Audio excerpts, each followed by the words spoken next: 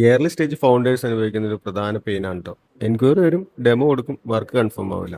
നമ്മളിങ്ങനെ ചെറിയ വീഡിയോസ് ഒക്കെ ചെയ്യുന്നുണ്ട്, കുറേ എൻക്വയറീസ് ഒക്കെ വരും.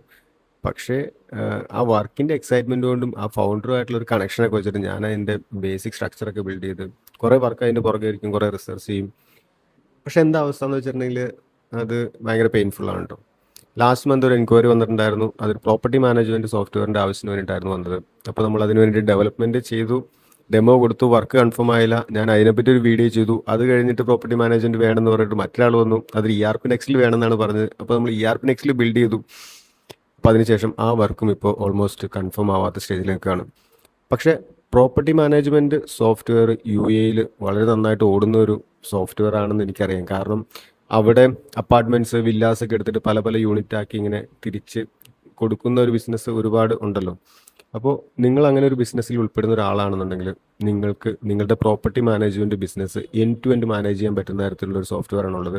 ഇവൻ നിങ്ങൾക്ക് ഇനി എന്തെങ്കിലും അഡീഷണൽ റിക്വയർമെൻറ്റ്സ് ഉണ്ടെന്നുണ്ടെങ്കിൽ അതും നമുക്ക് മാനേജ് ചെയ്യാൻ പറ്റും. ERP നെക്സ്റ്റിൽ നമ്മൾ ബിൽഡ് ചെയ്തിട്ടുണ്ട്, ഓൾമോസ്റ്റ് 80% കംപ്ലീറ്റഡ് ആണ്. കസ്റ്റമായിട്ട് ബിൽഡ് ചെയ്തിട്ടുണ്ട്, അത് ഓൾമോസ്റ്റ് 60% കംപ്ലീറ്റഡ് ആണ്. അപ്പോൾ പ്രോപ്പർട്ടി മാനേജ്മെൻറ്റ് സോഫ്റ്റ്വെയറിൻ്റെ റിക്വയർമെൻറ്റ് ഉണ്ടെന്നുണ്ടെങ്കിൽ DMS. Thank you.